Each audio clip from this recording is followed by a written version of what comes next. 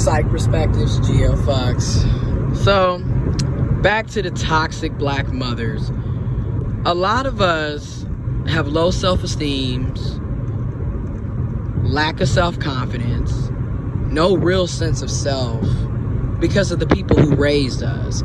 See, we are products of our environment, and the apple doesn't fall too far from the tree. Now, when I say this, I'm not saying that you can't change for the better, or you can't be different and you can't beat the odds and do something different, because there's a lot of us that are in counseling and therapy that are taking the necessary steps to break generational curses and break that trauma, because a lot of us, we're just living generations of trauma because the mother, she's coming in with baggage. She comes from a woman that has baggage.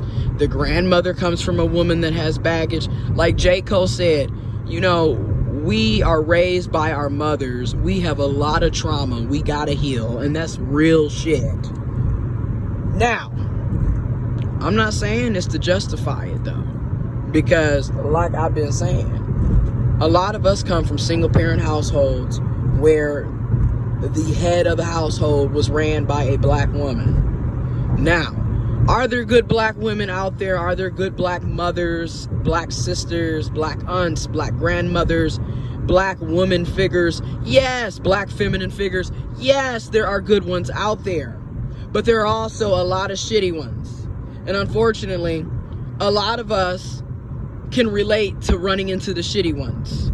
Okay? And a lot of us can relate into running into the good ones as well. But let's get into this. So, in my household, like I said, when I look at a lot of this, it's a lot of passive aggressive shit. Like, and that's what gets me. You know, it's the backhanded compliments. It's the belittling. It's the you ain't never gonna amount to shit. Or if you're raised, in my case, if you're raised by the grandparent who has a lot of resentment towards their partner, their husband, you know, the person they had kids with, and now they have resentment towards the children, and then here you come as the grandchild who now has to be raised by the grandparent because your parents ain't worth a pot to piss in and have a bunch of issues of their own. Don't get me wrong, because my mom she went through a lot that she shouldn't have had to gone through as a child. So did my uncle. But again, this goes back to what I said. A lot of these women sit up and get with trashy bum niggas, violent, aggressive, abusive niggas who ruin the woman's life, and then y'all turn around and have kids with these people. And that's what I don't be understanding. It's like, he's treating you like shit, but it makes a lot of sense to go and get knocked up by this person that's treating you like shit. Then on the flip side, you know me, I'm gonna give you different scenarios. On the flip side, my grandma is 74. She'll be 75 in January, Lord willing. And at that time, yeah, birth control was fairly new, and abortion didn't become legal until 1973. So again, a lot of people were forced to have these kids that they had no business having, and in many cases didn't even want. And you can tell when people don't want their kids, okay? It's obvious. There's people on Reddit right now writing entire articles on how they hate their fucking kids, okay? They hate their kids, they hate their partners, and they're hella resentful. This is one of the many reasons why I'm pro-choice, because it doesn't make sense to be sitting up having kids that you don't want, and then I'm a product of a situation where, hey, you had no business having me. Quite frankly, you should have aborted my ass, and that's real. Because I could have avoided a lot of unnecessary trauma from not even existing in the first place. But that's a whole nother, trust me, I got videos coming. That's a whole nother video. But let's get back to it. Y'all had these kids, you don't want them. You hold all this resentment and hate and animosity towards the child. Because I mean, I would be told things because and I get it, you've already raised your kids, and now you got to raise me because your child doesn't have the capacity to raise me. But then again, are you surprised? I mean, damn. You raised her, and you see the hell that you put your 2 kids through because you chose to be with somebody that you didn't want to be with. I'm just going to go there. A lot of these women are bitter. They're bitter. Okay? And misery loves company. Y'all go out here and have these kids thinking these kids somehow are going to love you enough because the man that you with don't love you enough. So you put all of this burden and bitter and hate and anger on the child. So now the child has to go through hell because you mad at the nigga that you got knocked up by. I'm just being real. You know? I'm just being real. Because every time they see you, they see the nigga that they hate. Because guess what? You look like your daddy. Don't we all? Don't we all? And I know in my situation, I mean, I have my father's skin complexion, hair texture, everything. So I know when my mom look at me, it's a reminder of, damn, this nigga, you know, and I get it. I get it. You know, but on the flip side, why should we have to be treated like shit and abused and grow up in these toxic, violent, aggressive, dysfunctional, abusive households because of the mistake that you made? And that's what it is. A lot of us are mistakes. I mean, it's obvious you're not married. You weren't created in love. And like I said, I say this time and time again, a lot of us were raised on survival, not love, and it shows. Okay? They was raising you because they had to. They didn't even want your ass.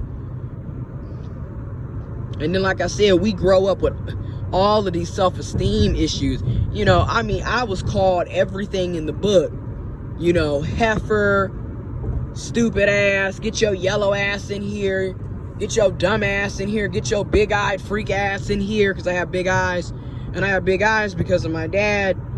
But like I said, they hate the nigga, so they gonna hate your ass too. I'm just saying. So be prepared. Be prepared. And then got the nerve to wonder why we have low self-esteem. I mean, most of the time, our first bullies are our parents. Our mothers are our first bullies. Our siblings, our families are our first bullies. And I'm going to say it again and again and again. The worst place for a black child is in the black household. Especially if it's ran by a dysfunctional, bitter-ass person. You just be prepared. You finna go through hell. Because they finna take out all their issues on you. You know? And then another thing, if you're dealing with narcissistic folks, oh my God. They see you as an extension of them. So heaven forbid you have, you know, a personality of your own and you want to be an individual and you start thinking for yourself. They gonna be mad at you. They gonna be big mad at you. Oh, they gonna be big mad. But it's just like, you go through all of this. And another thing, if they have negative body image issues, then they gonna push their negative body images on you. Because one thing about toxic narcissistic people, they project all of their issues onto other people.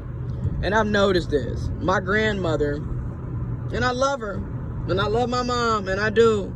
But at the same time, I'm in counseling, and I have all these issues because of you. And I'm just being real.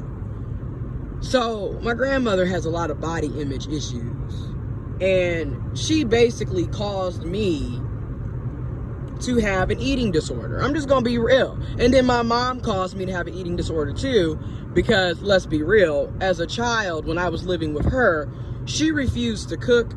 Her partner had left, they had broke up or whatever, and even when they weren't broken up, they would basically starve me.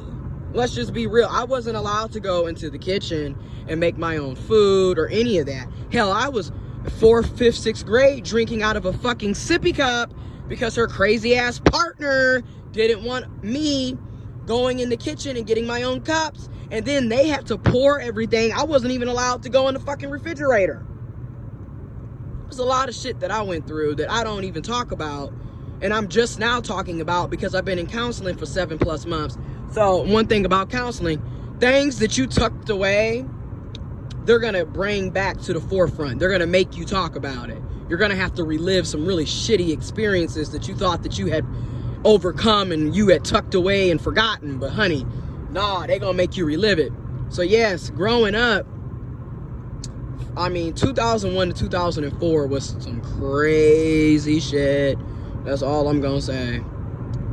And I'm going to be real. It wasn't all bad, but it wasn't good either. I mean, I went through a lot of shit as a child that I shouldn't have had to go through, which is why I'm going to say it again. I am pro-choice. I would have loved to have been aborted, because who the fuck wants to be going through all of that shit?